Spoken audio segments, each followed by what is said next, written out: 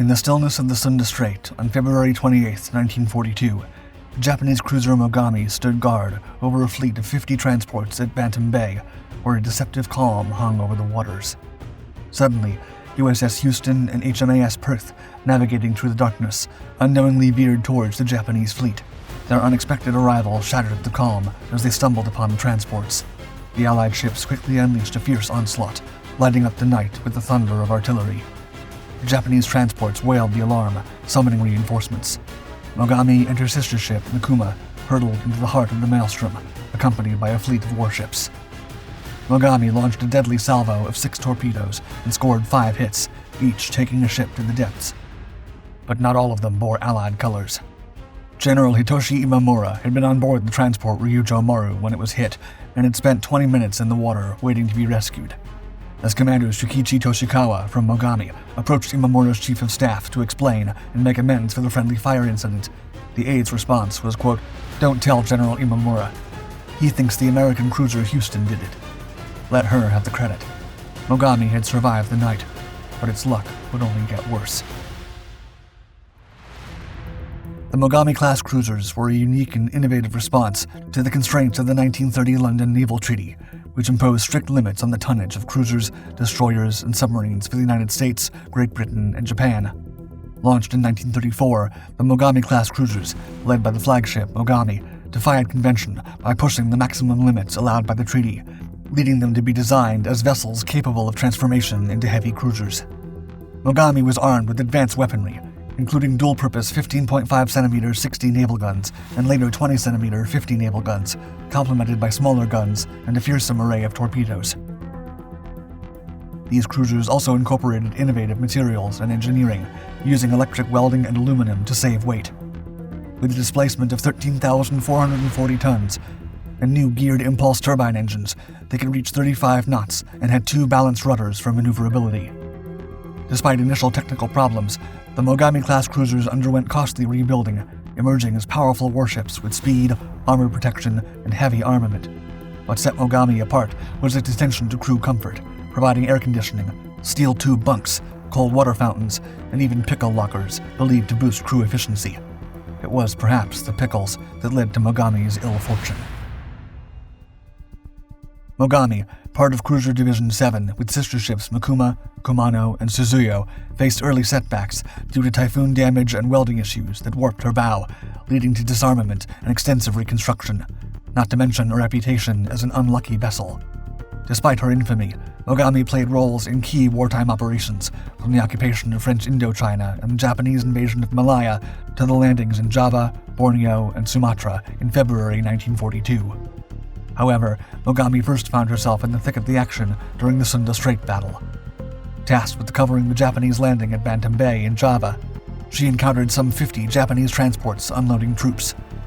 At 11 p.m. on February 28, 1942, USS Houston, an American heavy cruiser, and HMAS Perth, an Australian light cruiser fleeing Java through the strait, stumbled upon the scene and launched a furious barrage of shells at the exposed targets. The Japanese transports, along with their escort, the destroyer Fubuki, urgently called for reinforcements. Mogami and her sister ship Mikuma raced to respond, joined by the light cruiser Natori and a fleet of 10 destroyers. Mogami wasted no time and fired a spread of 6 torpedoes at the Allied ships, scoring multiple hits that sank 5 vessels. Tragically, among the casualties were Japanese Army landing ships and the Navy minesweeper W-2. As the battle raged on, Houston and Perth soon found themselves surrounded by relentless barrages of shells and torpedoes. Perth succumbed first. Houston held on a little longer, but eventually succumbed as well. Seaman William F. Stafford's call to abandon ship marked the end for USS Houston, the ghost of the Sunda Strait, as she slipped beneath the waves with her battle flag still flying.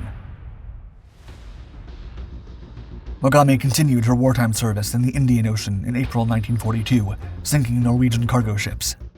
Part of Rear Admiral Takeo Kurita's Cruiser Division 7, Mogami was tasked with a nighttime bombardment of the American-held atoll at Midway to support a Japanese invasion.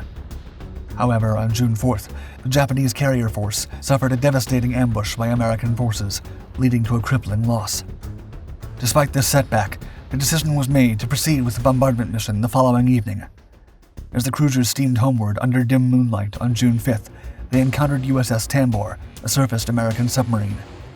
Panic ensued, and Mogami's navigator, Lieutenant Masaki Yamauchi, attempted to correct their course, but made a critical error, causing Mogami to collide with the cruiser Mikuma. The collision resulted in extensive damage to both ships, with Mikuma suffering a ruptured fuel tank and Mogami having 40 feet of her bow crumpled in. Lieutenant Masayushi Sarawatari, Mogami's damage control officer, quickly organized efforts to patch up the damage and jettison explosives and inflammables overboard. Rear Admiral Kurita detached Mikuma and the destroyers to escort the battered Mogami while he hurried to rendezvous with the main fleet.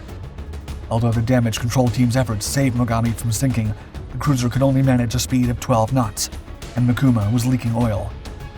Making matters worse, unbeknownst to the Japanese, USS Tambor had already reported her position. The message eventually reached Rear Admiral Raymond J. Spruance, commander of the U.S. fleet off Midway. The American response was swift. Patrol planes were dispatched to locate the enemy. By morning, they had spotted what they believed to be 2 battleships, heavily damaged and leaking oil. Midway sent a squadron of Marine Vought SB-2U Vindicator dive bombers to attack. Though they scored no hits, the Japanese flak set one of the American planes on fire, leading to a collision with Mikuma's aft turret. The battle intensified as B-17 bombers and dive bombers from the carriers Enterprise and Hornet joined the fray. They believed Mikuma to be a battleship and relentlessly targeted her. The result was devastating, with Mikuma's skipper, Captain Shakao Sakayama, among the casualties. Mogami also felt the brunt of the American assault, with her No. 5 turret punched out, torpedo tubes damaged, and fires raging below decks. Amidst the chaos and destruction, Mogami's damage control officer, Sarawatari, witnessed the horror of a bomb plunging through the seaplane deck and igniting a fire that engulfed the sickbay, claiming the lives of wounded personnel trapped inside.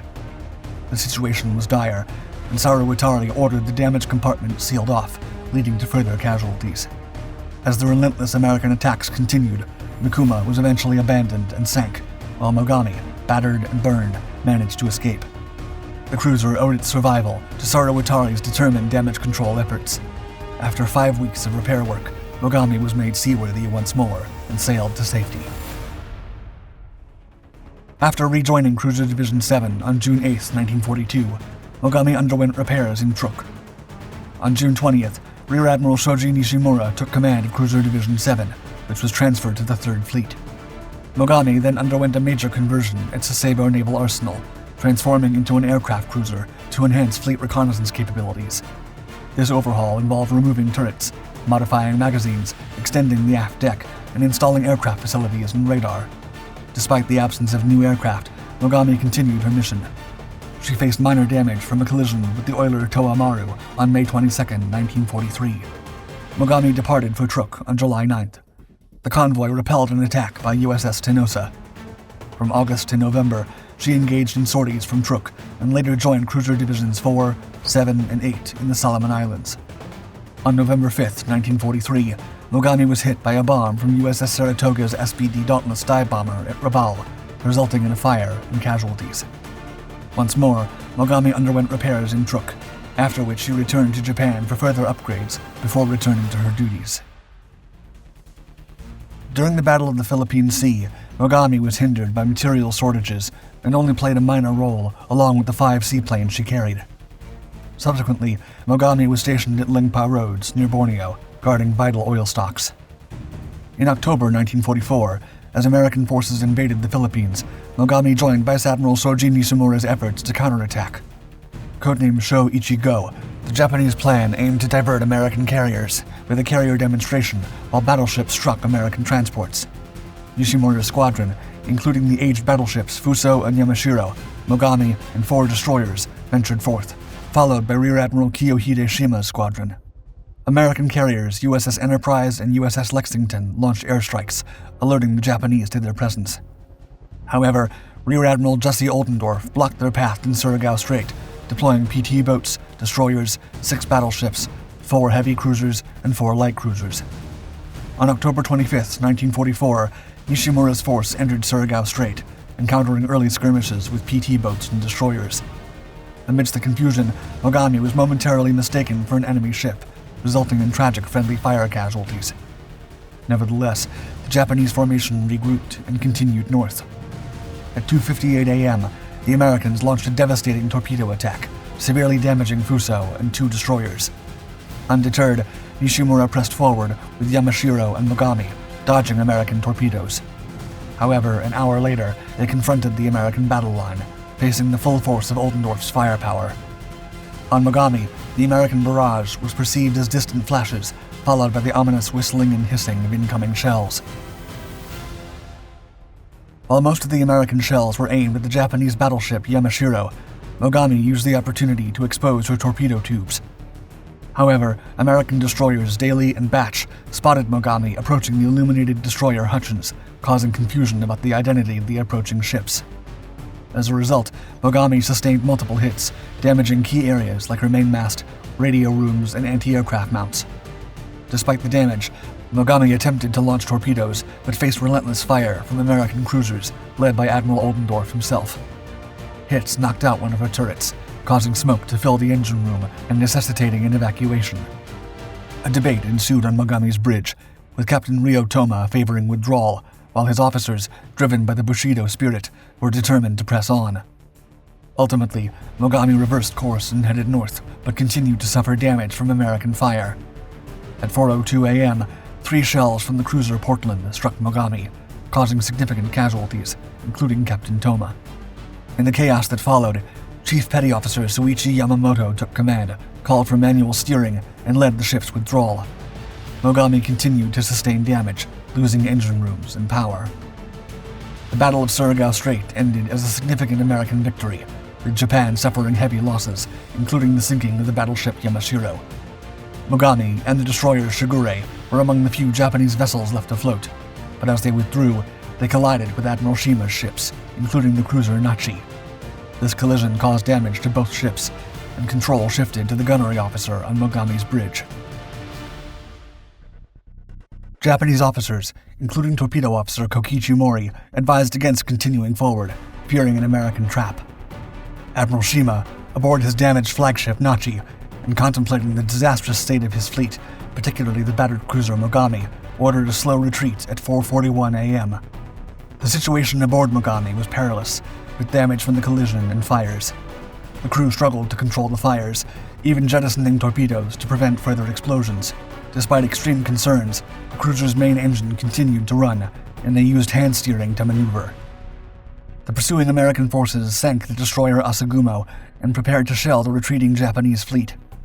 At 5:29 a.m., the Americans opened fire on Mogami. Despite taking several direct hits and being engulfed in flames, Mogami maintained a speed of 14 knots. As Shima's fleet moved into the Mindanao Sea, they encountered PT boats that harassed them with torpedoes. Trying to avoid any more attacks, they even mistook bamboo poles for American submarine periscopes. An American air attack followed, with incorrect identification of Japanese cruisers as battleships due to their massive superstructures. American aircraft attacked, causing casualties and more damage to Mogami. Another wave of aircraft targeted the cruiser, bringing it to a halt.